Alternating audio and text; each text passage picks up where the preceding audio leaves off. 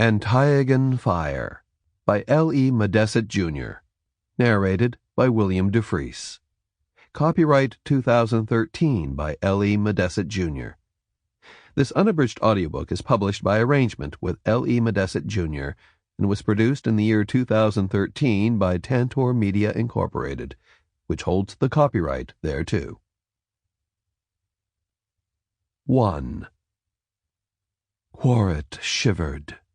He opened his eyes to find himself looking up into a white sky, a sky from which flakes like icy needles jabbed at his exposed face. The low moaning of a deep winter wind filled his ears. Yet, for all that the icy needles fell upon his face, each one freezing, then burning, before penetrating his skin with a thread of chill that combined into a web that bled all warmth from his body, there was no wind. Standing around and above him, in a circle like pillars, looming out of the icy mist drifting down over him, were troopers in the blue-gray uniforms of Bavaria. Each Bavarian was coated in ice, and each stared down at him, as if to demand a reason why they stood there, frozen and immobile, why he still lived and breathed. Breathe? Quaeryt tried, but his body was so chill, with the ice creeping up from the pure white fingernails of his immobile hands and from his equally white and unmoving toenails, that his chest did not move. Nor could he utter even a sound, his words as frozen as his body. As he froze in the whiteness, the complete and utter stillness behind which moaned the winter wind of devastation, the dead troopers reproached him with their unmoving eyes and their silence. 2. Quaeryt stretched, then rose from the table in the breakfast room in the summer chateau of the late high-holder Pytrak. Bhayar had eaten and departed before Quaeyt and Vaelora had come down from their tower chamber. "You don't have to rush," Vaelora said quietly, in the high Bavarian she and Quaeryt always used when alone. "You should have more tea. You had another dream last night, didn't you?" He nodded. "They're not quite as often." After a moment he added, "But I do need to get ready." "You're not meeting with Bhayar until 8th glass. I worry about it." "What can he do? You handed him a great victory, and he's now ruler of both Talaran and Bavaria." Quaeryt raised his eyebrows. They had talked about that the night before. "All right. Ruler of the eastern half of Bavaria, and maybe the west and north," his wife conceded. "He can't exactly punish you for success." "No. But he can keep me as a sub-commander and send me off to subdue the north, the northwest, the south, or the southwest." "The high holders of the south already pledged allegiance," she reminded him.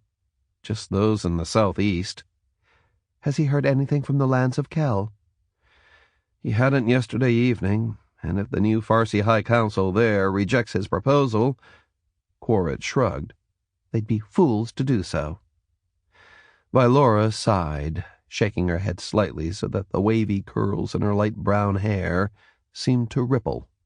"No, dearest, you don't have to tell me how many fools there are in this world." She smiled. As he looked into her brown eyes, he couldn't help but smile back at the woman who had raced across half of Solidar to bring him back from the near dead. After a moment he replied, "I fear that he may send me as an envoy, to prove to the Kellans that you are everything that Major Calcorn was sent to tell them you are." "Something like that." Quaeryt walked to the window, where he reached out to pull back the curtains, then stopped for a moment to reposition his hand slightly. The two fingers on Quaeryt's left hand still didn't work, more than 2 weeks after Vaelora had finally roused him from a semi-coma. While they didn't hurt and he could move them with his other hand, neither finger would respond to his desire to move. At least, with his thumb and the other fingers, he could hold and lift things, or draw curtains. He was still disconcerted when he saw his fingernails, snow white, just like every strand of hair on his body. He eased back the curtains and looked out to the west.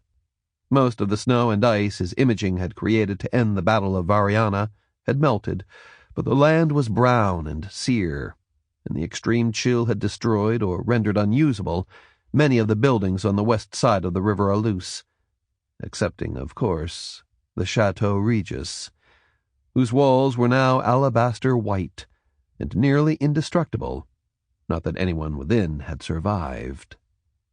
"You think the Pharsi will balk?" asked Vaelora gently. "You know they will.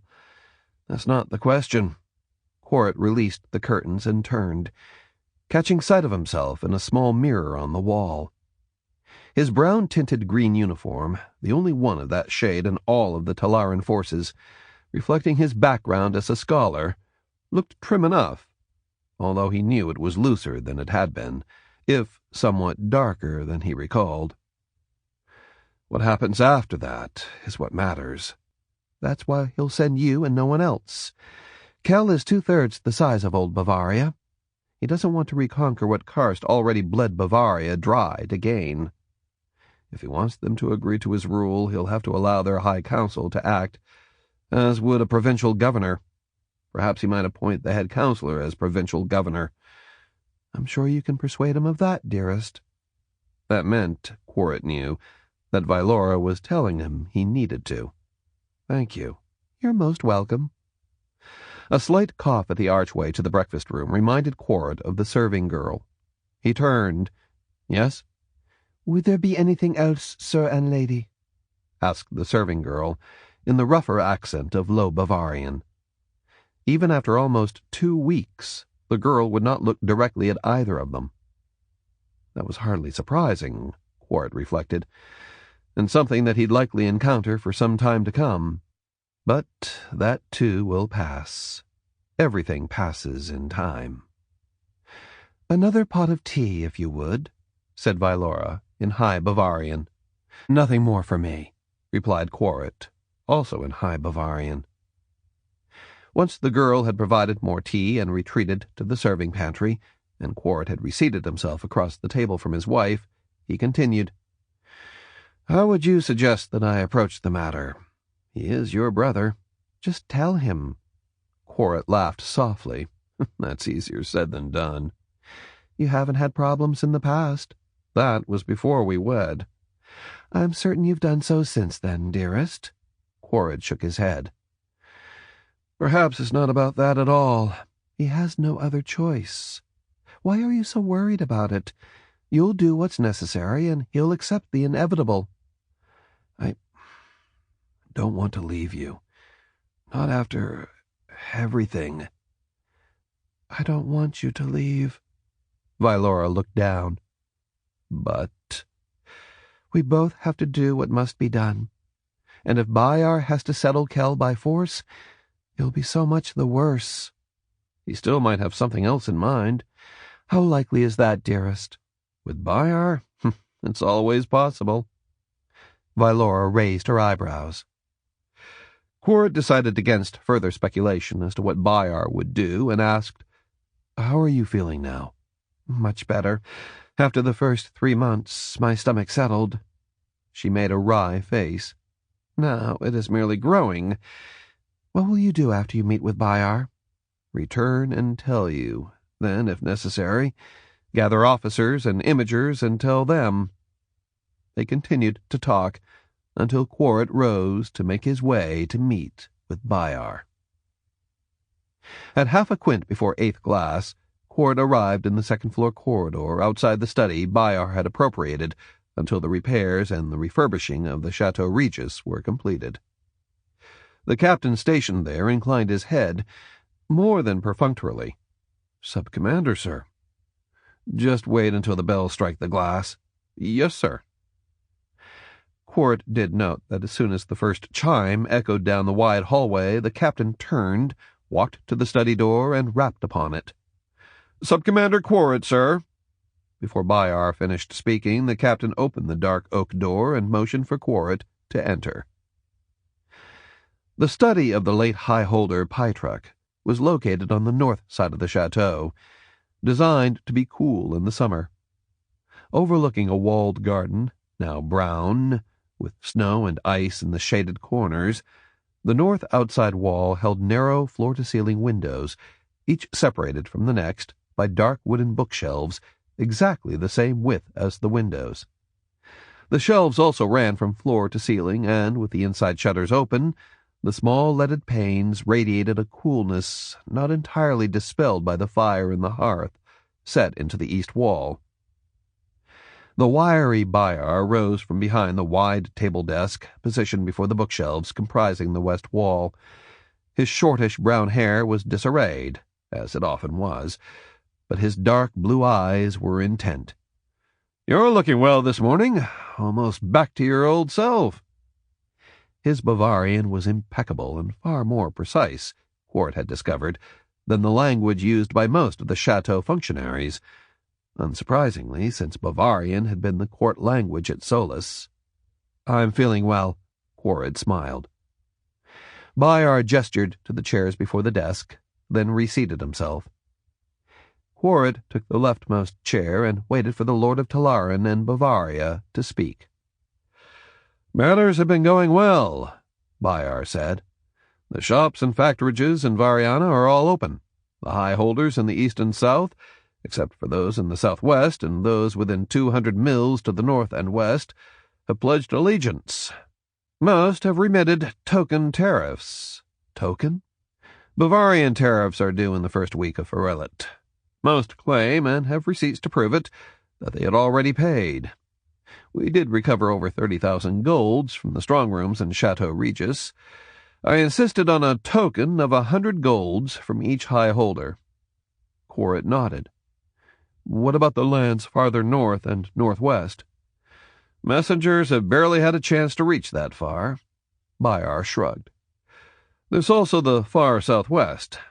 The clerks who survived claim that there are high holders along the border with Antiago who haven't paid tariffs in years. We can't tell. Your winter freeze turned those records to mush." Quaeryt doubted that the cold had, but most likely the thawing had rendered poorly entered ledger entries illegible. "It's sounding like Kharst didn't actually rule all of his own lands." "He may not have. I'm not Kharst." "Is there anything else?" As if that weren't already more than I wanted to learn. "I'm pleased about the way your imagers have finished rebuilding and restructuring the interior of the Chateau Regis." "They did well. I rode there on Lundi. Or is there something else you would like done?" "No, the furnishings will come as they will, but that's not why I wanted to meet with you." Bhayar's dark blue eyes fixed on Quaeryt, but he said nothing more. Because he disliked Bhayar's gamut of using silence to force another to speak, Quaeryt nodded once more and smiled politely. "There is the problem with Khel." "I can imagine. Have you heard from Major Calcoran?"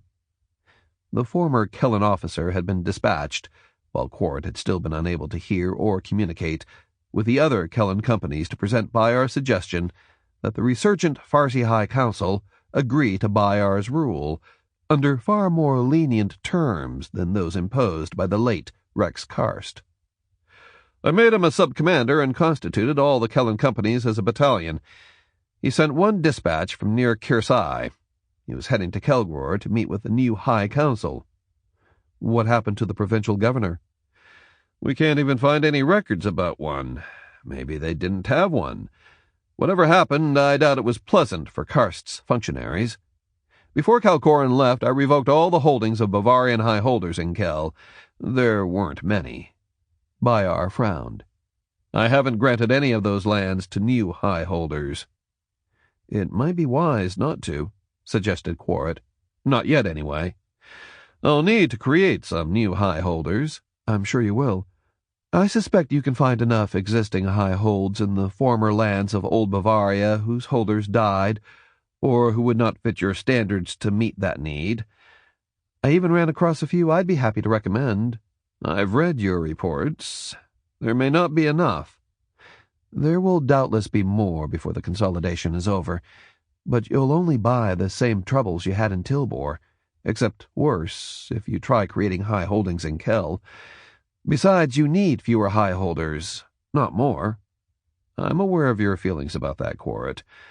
I'm not about to do anything in Khel until the situation is clear. Kelcoran won't be able to resolve the situation. I knew that before I dispatched him, so that's why you're going to send me. I don't believe I've mentioned that to you, or anyone else. You're wrong. I'm not sending you. Bhayar smiled, the expression one of pleasure, with a hint of mischief. I'm making you and Vaelora my envoys. Vaelora? Asked Quaeryt. She is with child, you know. He didn't keep a slight acidity from his voice. She rode from Solus here without stopping more than a few glasses at any one time, said Bhayar coolly, and that didn't hurt her. She's not due until late spring or early summer. I've had Sub-Commander Cairn look into the fastest means of transport. You and Vaelora, as I was about to tell you, can take Kharst's personal canal boat along the Great Canal from Variana to Laran, and then down the river. I've already arranged for the Montagna to meet you at Ephra and take you to Kersai. From there, you can take a flatboat up to the Groral River to Kelgror. You'll have 2 regiments and what's left of your 5th Battalion as an escort, and your imagers. The Montagna is a large vessel, but she's scarcely large enough to carry 2 regiments in 1st Company, Quaeryt pointed out, let alone mounts for the men. I also sent the Solus and made arrangements to charter 10 other merchanters. You'll have to leave most of the mounts behind, but the traders in Kersai should have enough mounts for you there. Quaeryt had his doubts about fitting 2 regiments and a company on even 12 ships, and whether all 12 would even arrive at Ephra. How do I know we'll have enough mounts at Kersai? I've done what I can. You'll have to do whatever's necessary when you get there. Bhayar smiled again. There aren't any Pharsi troopers left, except the ones you commanded, and they won't attack you. I can't believe that any remaining Bavarian units in Khel, if there even are any, are large enough to give you, of all my commanders, any difficulty. All your commanders? You've been promoted to commander. Bhayar gestured to a felt pouch on the desk. All your insignia are there. I'd appreciate it if you'd put them on before you leave the study. I'll make sure I do, sir. Quaeryt had to admit that none of the Talaran senior officers who'd covertly opposed him would be able to say a thing, not publicly, after his imaging had destroyed almost all the Bavarian defenders, as well as the late Rex Kharst, his court and family, and all the senior Bavarian officers, as well as more than a score of high holders close to Kharst. Equally important, the senior Talaran officers, especially Marshal Dukalin and Submarshal Miskell, would be pleased to have Quaeryt out of the way. Quaeryt had no doubts that they would be planning to reduce his influence by the time he and Vaelora returned. Might I know the regiment besides that of Sub-Commander Cairn? The 19th Regiment from Northern Army, now headed by Sub-Commander Alazin. Recently promoted from Major? Exactly. Bhayar laughed. Oh, and on the way to Ephra, you'll also be accompanied by Commander Scarpa and the Southern Army. Marshal Dukalin suggested that to keep Aliaro from getting adventurous, and to make certain that the southwesternmost high holders pledge allegiance, Scarpa will also have to deal with the elfweed problem. Quaeryt raised his eyebrows. I didn't know Bavaria had an elfweed problem. He also didn't like the fact that Dukalin had suggested Scarpa's new assignment. Then again, it might have been Miskell. Everyone has an elfweed problem. As I recall, there were some factors in Extala. Quaeryt nodded. He didn't like being reminded of some of the difficulties he'd encountered in his brief tenure as provincial governor of Montagna. What is the particular problem in Ephra? Smuggling? You might recall that Aliaro tried to blockade the port during Kharst's campaign in Khel, and that Kharst burned part of Kefria. I'm certain Aliaro hasn't forgotten that. But Aliaro sent troopers against us on the campaign up the Alus, Quaeryt pointed out. That was then. Rulers have to be flexible. Bhayar smiled sardonically. Then there's the problem that several high holders have the equivalent of battalions of private guards, funded by their investments in elfweed and other even more undesirable substances. With all that, I hope you gave Scarpa another 4 or 5 regiments and made him a sub-marshal, said Quaeryt. Bhayar laughed. Once more, I see the wisdom of not keeping you too close at hand. The silence drew out, but Quaeryt refused to speak. Finally, Bhayar said, I already assigned 2 more regiments. That won't be enough, for many reasons. First, Sub-Commander Cairn and his regiment will be with me. Second, Aliaro will look at how many regiments Scarpa has. Third, you don't need all of the Northern Army here in Variana. Fourth, you'll have to strain to keep feeding the extra regiments.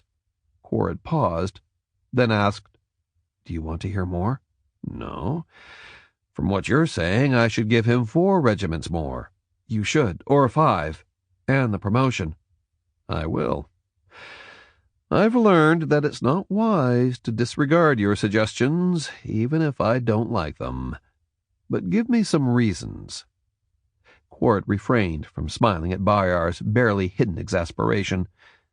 First, the title will help convince Aliaro to behave, or at least to think before he tries some form of provocation. Second, it will give the local high holders pause. Third, it will allow Scarpa the time, the men, and the position to plan for the eventual. Fourth, it will give both Dukalin and Miskell pause.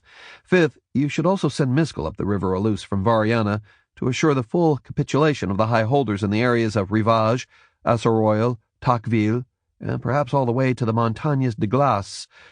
By doing that, I do understand that part, said Bhayar testily. It also emphasizes that you're relying on Scarpa as heavily as Miskell, and that will require Dukalin, whom you trust not at all, to be more careful in what he does. Quaeryt nodded. I'll promote Scarpa, but don't you say a word. Arranging the other regimental transfers will take a bit more time. Still, you and Vaelora should be able to leave on Lundi. Bhayar put his hands on the wooden arms of the desk chair as if about to rise. You also need to let Scarpa pick his successor as commander of 3rd Regiment. Of course. What else? Bhayar's voice turned quietly sardonic. You're getting what you want, Quaeryt said quietly. I'd like something. Oh? You're now a commander. Quaeryt ignored the reference to the promotion. He'd more than earned it. You remember that you agreed to my building the Imagers into a group that will support you and your heirs, and even Clyar's heirs? How could I forget? They need to be gathered in a place that is both separate and isolated, yet close enough to remind everyone, quietly, that they are at your beck and call. The battle resulted in much devastation, especially along the river. The so-called Isle of Piers would be an excellent location for such a place. Also, by turning it into a beautiful Isle Scholarium for Imagers, it would help reinforce both your power and your grace in rebuilding a more beautiful Variana. Although, in a year or so, when you officially relocate your capital here, I would recommend changing the city's name. Do your presumptions never end? Bhayar's tone was half amused, half exasperated, and followed by a sigh. Have I advised or done anything that was not proved to be in your interests, sir? Quaeryt decided against reminding Bhayar that they had already discussed what he had just said. Bhayar shook his head, not even trying to conceal his exasperation. I will be glad when you are off furthering my interests out of earshot. That is another reason why you might consider allowing the Isle of Piers to the Imagers. Enough! Bhayar shook his head vigorously, but the sigh that followed was the long and dramatic one, not the short, explosive one that indicated real anger. I will hold the Isle for a future reserve, for now, until you return from the so-called High Council of Khel with an agreement accepting my sovereignty. You won't get that unless you allow the head of their High Council to act as the provincial governor of Khel. I can't do that. How about as princeps? That would allow your rule to be paramount, but allow the Pharsi some latitude in maintaining their way of life. Bhayar's frown was thoughtful.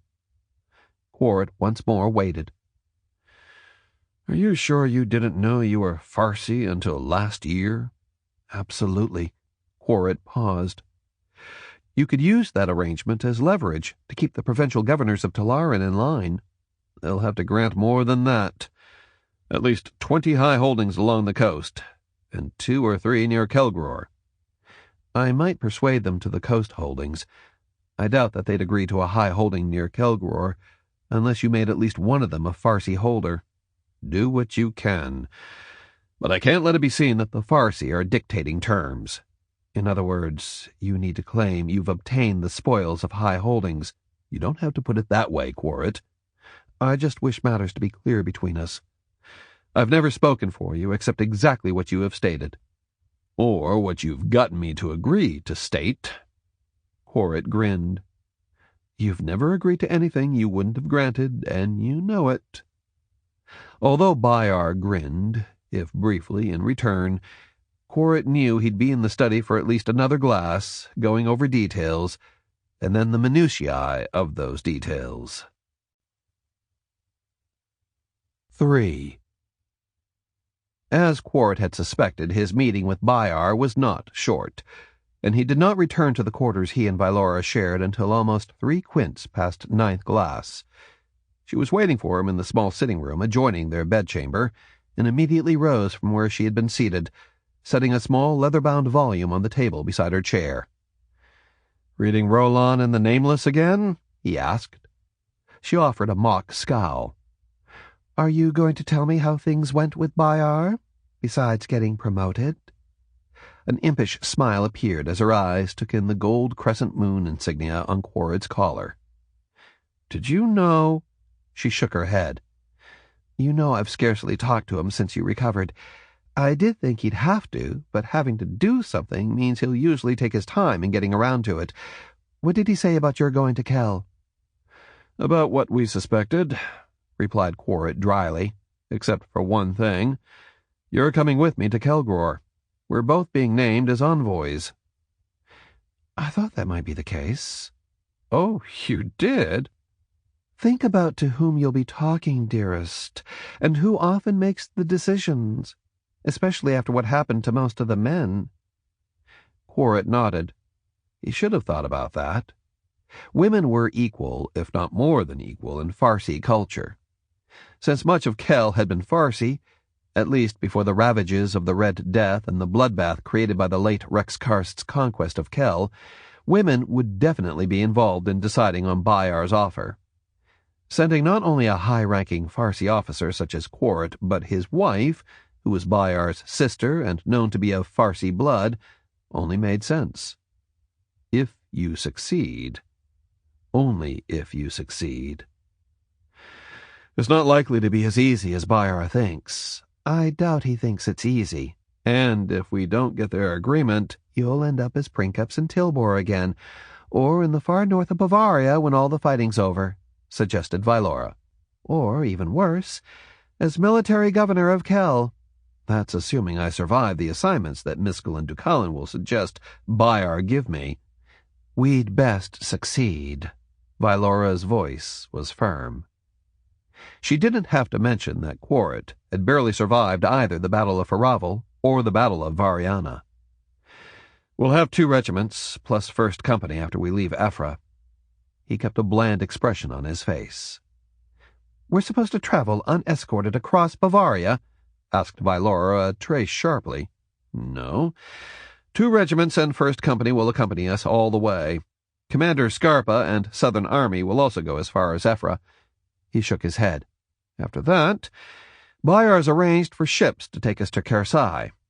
I have my doubts about whether they'll all show up, since 10 are merchanters." "More than doubts, knowing what you know about merchanters. Then again, he had to have made arrangements weeks ago, even before you'd recovered, but—" He looked at Vaelora. "Did you tell him I'd recover?" "Of course. I knew you would. I told you that, dearest. What about the ships?"